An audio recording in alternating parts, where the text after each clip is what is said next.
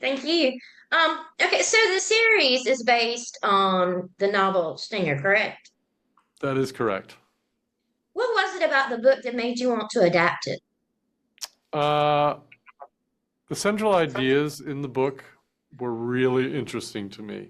The idea of a family uh, that is under duress and the circumstances of what happens to the family in the book were really interesting to me. And I wanted to see if we could take the book, which is very big and very brash, lots of big set pieces, dozens of characters, lots of things happen.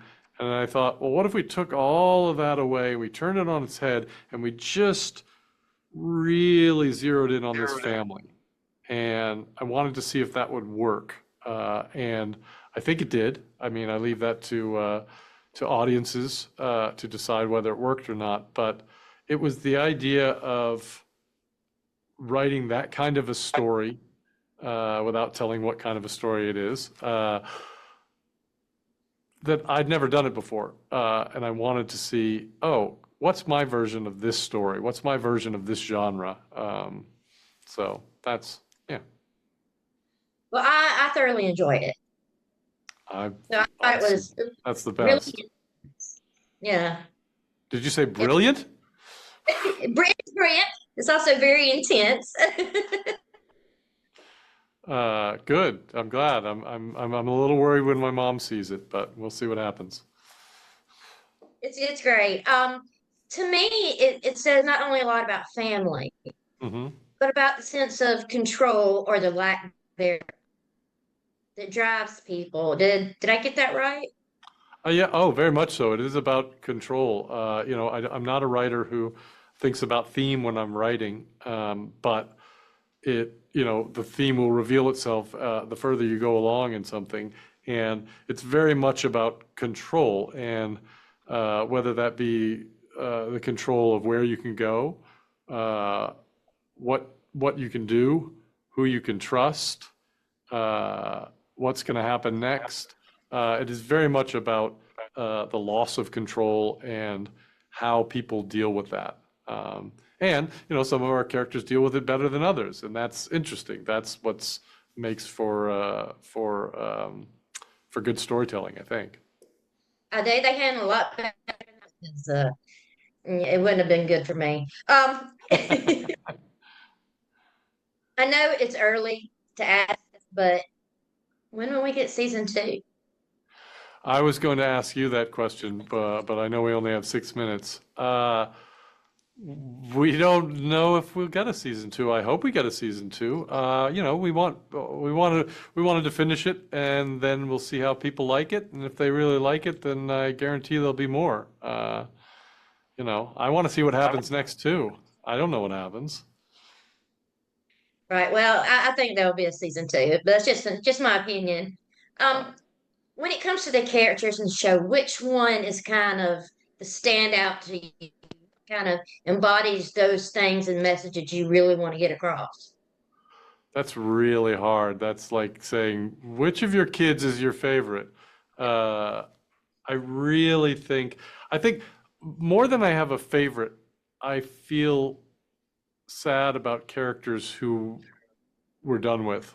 There are some characters who are perhaps not continuing on if we do a season two, and I will miss them. And I think, it's a pretty great thing to see actors embody characters in such a way that they're better than the characters you wrote. And 10 times out of 10, our actors did that. And there's some characters that I really wish they could keep going because I want to know who they are, and I want to see those actors take those characters to different places. So, yeah. Oh, that's a good answer. All right. Okay, good. I thought you were going to say, like, you didn't really answer the question. I said, who's your favorite? And I got the message from the comment. But I thank you so much for taking the time to talk with me. Hi. Hello. Hi, how are y'all? Good, good. How you doing? Good. How are you? Last night I finished watching the series. I like it. Okay, cool. Right. It has this intensity that, is really insane. And then there's the complexity of what the characters are experiencing, partially because of what James has done. How does how do you think that influences, the stories and the actions of these characters? I think that's really an interesting way to start a series, let alone a character. And you're just starting off in this really crazy position where, you're asking the audience to go on this ride with you and as a family, and you're already, sort of meeting the family as the family's falling apart. And then, very soon after, we lose our kid, and there are all these other interesting, mysterious forces kind of coming down upon the family. So nothing's going well for the Chenoweths, that's for sure. So it was an interesting place to start the show, and a challenge. It's not the regular way you'd start it, where you get to know the family a little bit before you found out the husband cheated or whatever. So I enjoyed that, and I think it really set the tone for an original, unique sort of series.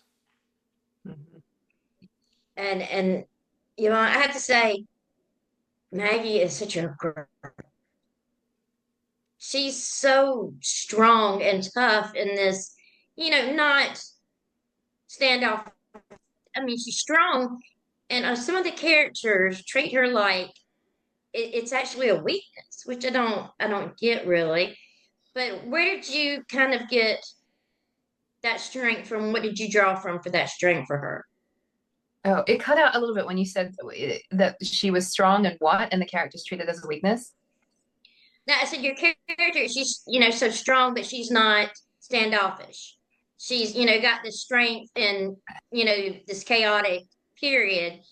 But some of the characters, treat her like it's a weakness instead of a strength. What do you think about that? Oh, I don't know. I mean, I don't. This is not something that I felt on the day, certainly. But yeah, I love the fact that she's a very real sort of person. Yes, she has to show up and be incredibly strong and make unimaginable decisions.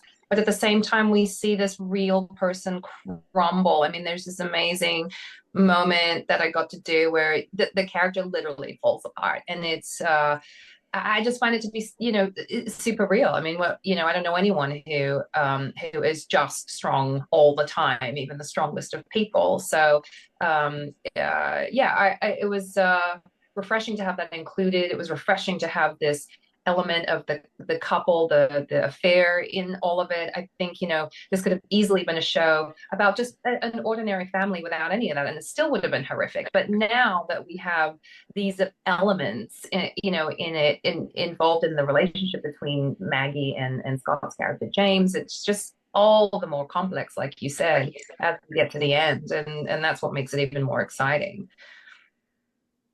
Right. Well, where did you draw from for that part of your character? The strength, or I don't know. I mean, I don't really approach it in that way. I think it's more just about playing it out. I'm a parent in real life. That definitely adds to some inspiration behind all of this, because obviously she's incredibly protective of her children and her family in all of this. So yeah, I'd say probably that would be the biggest element, is being a parent. Right. And, I noticed your character, James, is constantly trying to redeem himself. Do you think him drives him? Or, I mean, wouldn't you be more concerned about stepping over the line? You mean the line in the show or the line in our marriage? The line on the show. Oh, on the show? Yeah, I mean, I'm definitely worried about stepping over the line, but I mean, I do think, I don't know if he's, overtly trying to redeem himself. I think the circumstances demand that he either folds and, runs and hides in a sense, or steps up for his family at the time of need. And I think what's cool about James is, he has done what he's done, and we think of him in some way, and maybe we'll always think of him in that way, but when the shit hits the fan, he sort of meets the moment as the show progresses, and that what was interesting to me. It was sort of an instinctual thing, and I think as a dad myself, I mean, yeah, that's where your head goes. I mean, all the other drama of what we're going through kind of goes by the wayside, and it's just sort of a instinctual protection mode kind of comes on. Right. Well, thank you so much. And like I said, the series is great. And you two play such important characters in the series. I mean, it's amazing. Caleb, how does it essentially you're playing two parts? Can you talk about that? Well, that was pretty cool to try to develop those two different characters and like those subtle differences. Right. Okay. All right. Now, Emily, you have a lot on your shoulders. Your character is playing all kinds of parts. Babysitter, mom, protector. Yeah. Right. How did you get in that headspace? I mean, I instantly could relate to the big sister part of it. I have a little sister in real life, and I love her so much, and sometimes we annoy each other too. So I could, I could get to that feeling pretty quickly. And yeah, it was honestly, I had so much fun with Meryl because she starts off as this, just this regular teenage girl who doesn't think the end of the world is coming, and then all of the crazy things start happening, and she has to step up to the plate and help her family. So yeah, I had so much fun playing with that, and I loved how multifaceted she was, and I just really enjoyed bringing her to life, truly. There's one scene, the bathroom scene. I won't go in detail. I won't spoil anything, but that was intense. Yes. It seemed like it would be rough to film. It was the most fun I've had. It really was. We shot that for 2 days, and I didn't want to, I would have done it for a whole week, honestly. I was so happy when I heard that I was gonna do that intense scene that we can't say.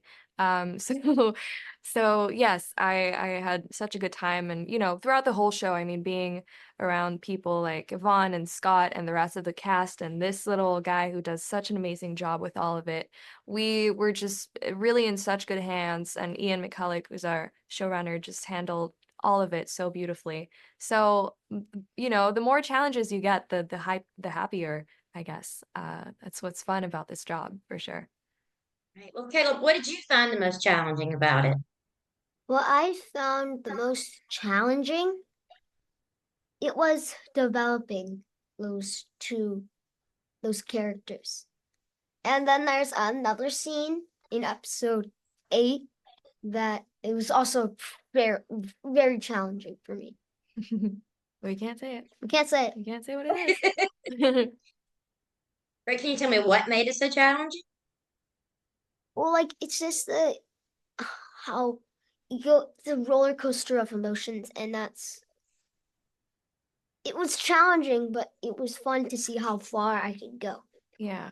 And yeah, because it just gets so intense, and all of, the whole show happens in 48 hours, and so these characters are going through a lot, and it was so great. We shot that throughout a couple of months.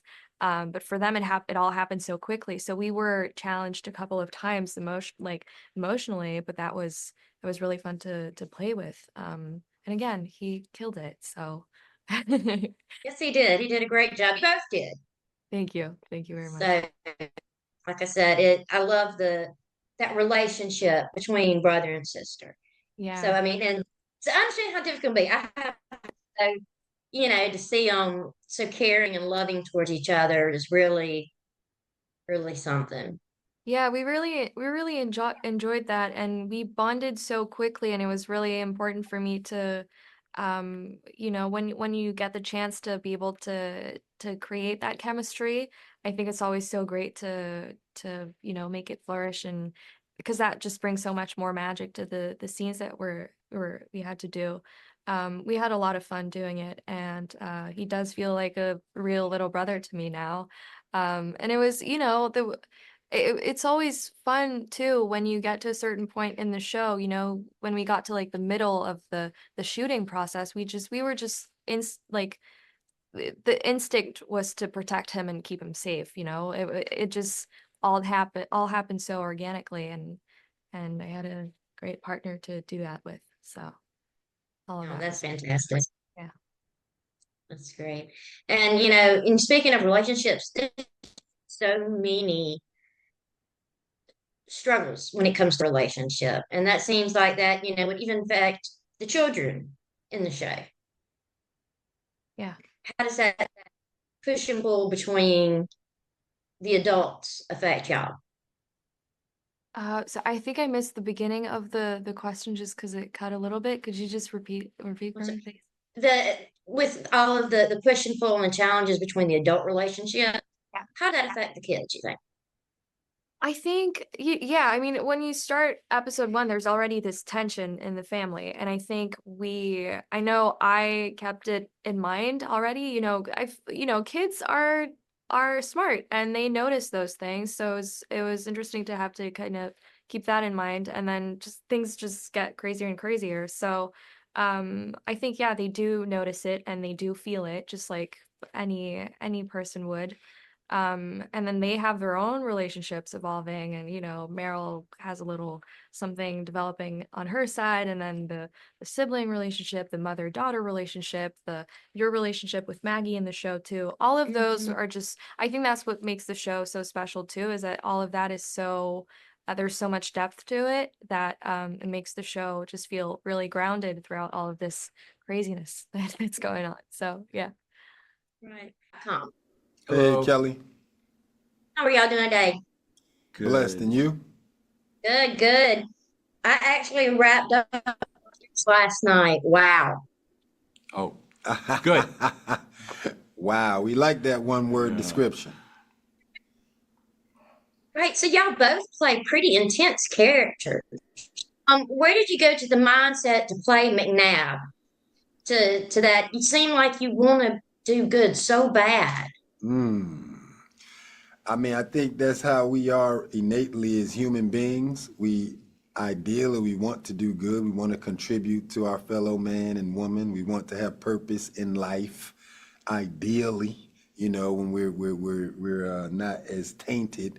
So I think for me, McNabb had such a vulnerability that he walked around on his sleeve with the purpose of helping others, and that's pretty much me in real life, you know what I mean? And I very much was attracted to the responsibility McNabb had in this journey.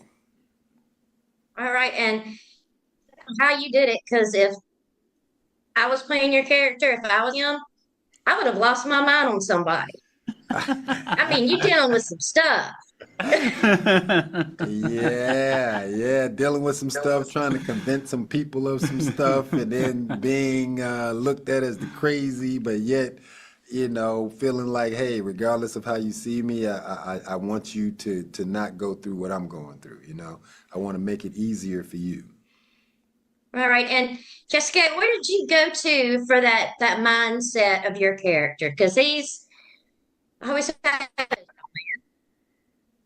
Yeah, it was, to play a role like this, I had to really go to places and because I had to go to places and wear that on my sleeve and stay in that zone because I found it quite challenging.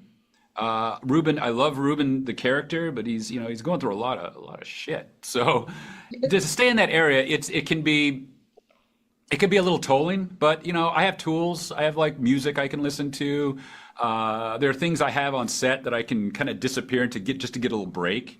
I go to Crafty a lot, but mainly it's music, and I have a certain soundtrack I set for the scene. So when I'm on that scene, I have my headphones and I can get there real quick with whatever playlist I have on. And I think What are you listening to? What am I listening to? Oh, I was listening to a lot of Cliff Martinez. But I was going to say, I think that the seasonedness of the actors, like none of us took any of that personal because we understood, hey, that's their process. That's what they need to do.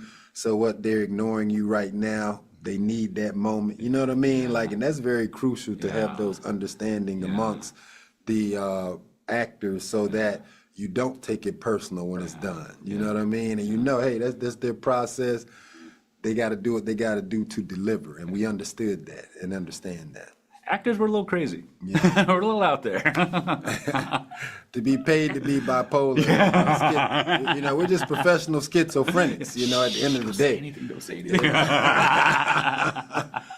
you know. Hey, whatever works, it's entertaining for us, so I'm not going to complain about it. Yeah. You got to be a little nuts. That's okay. We're all a little nuts. To deliver for you, Yes. that's what we do. That's what we do. Right. So, you know, at the end of this first season, y'all are kind of heading into an unknown. What do you think the characters are going to experience next? What's next for these people? Hopefully a job. Hopefully, you know, season two. Season 2, yeah. What we need you all to do is write letters, call, email, I believe what? Call Ian McCulloch, blow his phone up, blow James Wan phone up. Go on Twitter, X, whatever. Yeah, let them know. I want to know what's happening with these people so we can come back. You know what I mean? Well, I sincerely hope we do get a second season because I need to know. Like for my personal, I need to know. Because I've gotten, you know, over the 8 episodes, I've gotten really characters. And, you know, you feel for them and, you know, they're just going through so much shit. I mean, it's just relationship wise, event wise, it's chaos. And I think the audience is going to relate to that because it's human. You know, it's human emotion, raw human emotion. Yeah. There's a lot about this series that is definitely human. So And it's, that's you know, a testament to our showrunner, Ian, Yes. and the writers, you know, did a phenomenal job at creating this world for us to just basically fall in and honestly play. right. And it's like I said, it's wonderful. I love it. And I can't wait to see what kind of chaos comes next for y'all. I mean, because I mean, I have to say this without any spoilers. When I found out what 2 of the people in the series did to their, I was already voting for them to die. I mean, but you know, that's just me. Good. Right on. Good. That's not right. But